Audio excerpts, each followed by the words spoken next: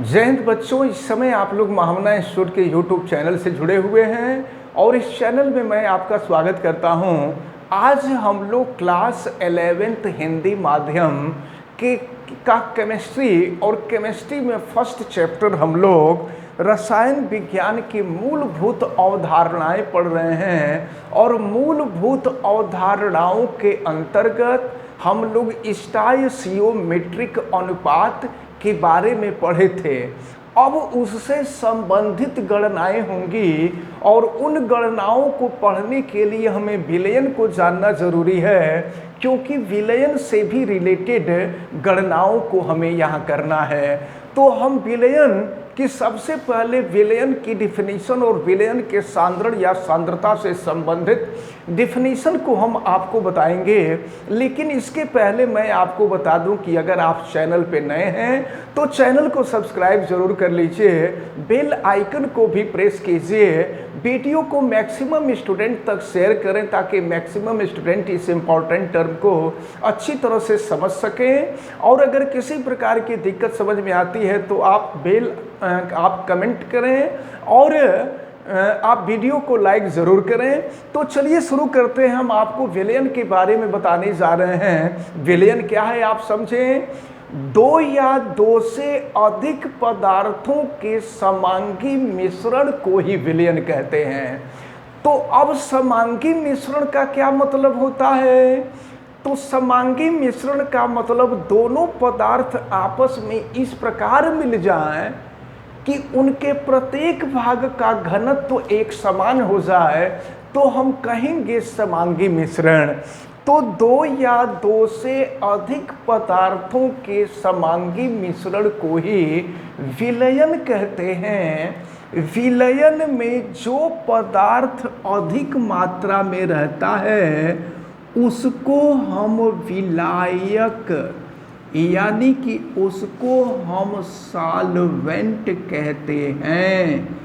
और वह पदार्थ जो विलायक में घुला होता है उसे हम विलेय यानी कि सॉल्यूट कहते हैं। तो हम ऐसे कह सकते हैं कि विलायक और विलेय दोनों मिलकर के विलयन का निर्माण करते हैं।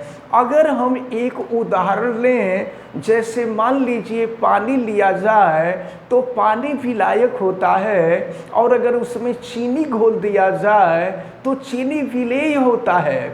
तो पानी में चीनी घोलेंगे यानी विलायक में विलेय घोलेंगे तो जो शरबत बन के तैयार होता है वही विलयन होता है।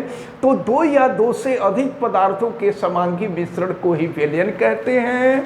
अब एक बात और समझ लें कि किसी विलायक के निश्चित मात्रा में उपस्थित विलेय की मात्रा को ही उस विलयन का सांद्रण या सांद्रता कहते हैं।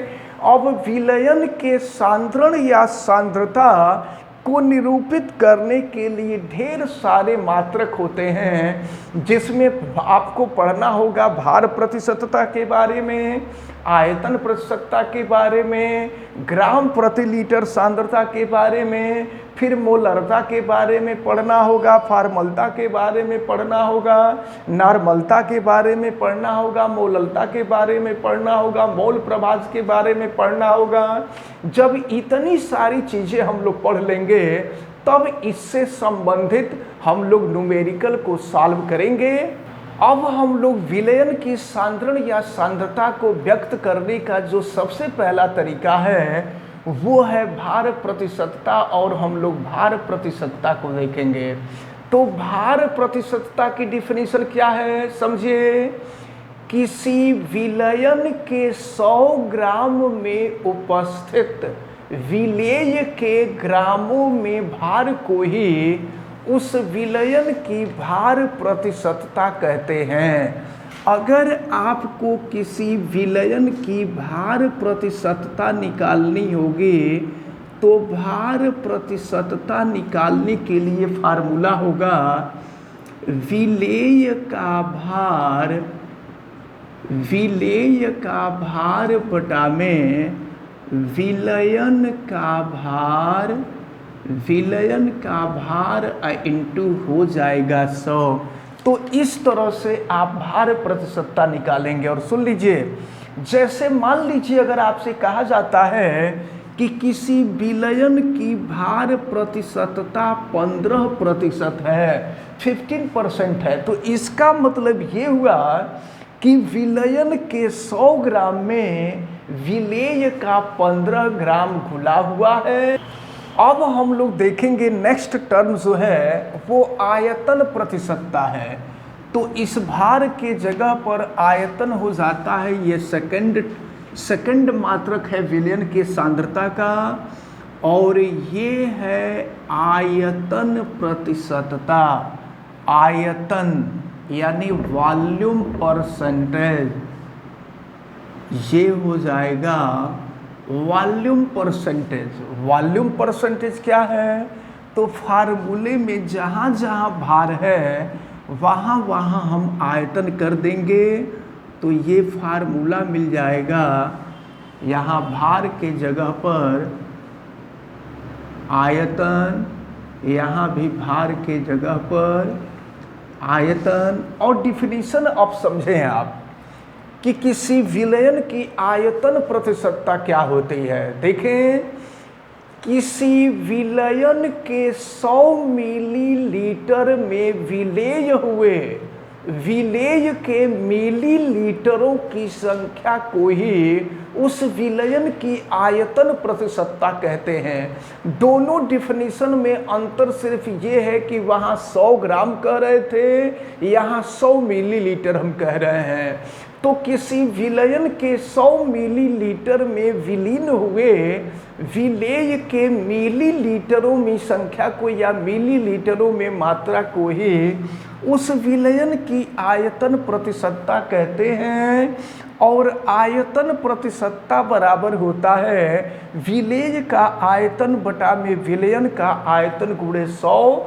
अगर मान लीजिए हम कह देते हैं कि किसी विलयन की आयतन प्रतिशतता 15% है, तो इसका मतलब ये होता है कि विलयन के 100 मिलीलीटर में विलेय का 15 मिलीलीटर घुला हुआ है। अब सांद्रता का जो तीसरा मात्रक होता है वो ग्राम पर लीटर कंसंट्रेशन, यानी ग्राम प्रति लीटर सांद्रता।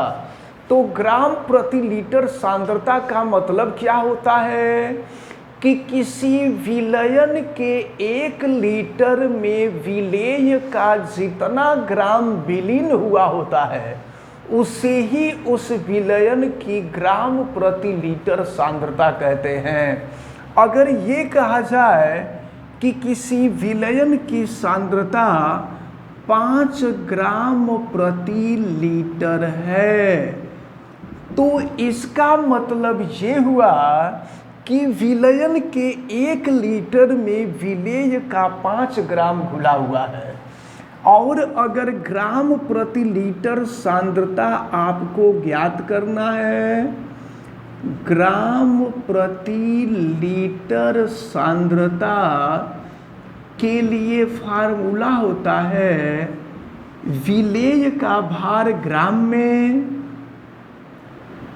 विलेय का भार, और विलेय का भार होता है ग्राम में, बटा में होता है विलयन का आयतन, और यह विलयन का आयतन लीटर में होता है। तो इस फार्मूले की सहायता से किसी विलयन की ग्राम प्रति लीटर सांद्रता को हम ज्ञात कर सकते हैं। तो इस प्रकार आज जितनी भी चीज़ें आपको बताई गई हैं, हमें उम्मीद है कि सारी चीज़ें आपको बहुत अच्छी तरह से समझ में आई होंगी। आप वीडियो को लाइक ज़रूर कीजिएगा। चैनल पे अगर आप नए हैं तो चैनल को सब्सक्राइब भी कीजिएगा, बेल आइकन को प्रेस भी कीजिएगा। और अगर किसी प्रकार की कोई दिक्कत समझ में आती है तो आप हमें कमेंट करके बताइएगा। वीडियो को मैक्सिमम स्टूडेंट तक शेयर कीजिएगा। आप सभी लोगों का बहुत बहुत धन्यवाद। जय हिंद।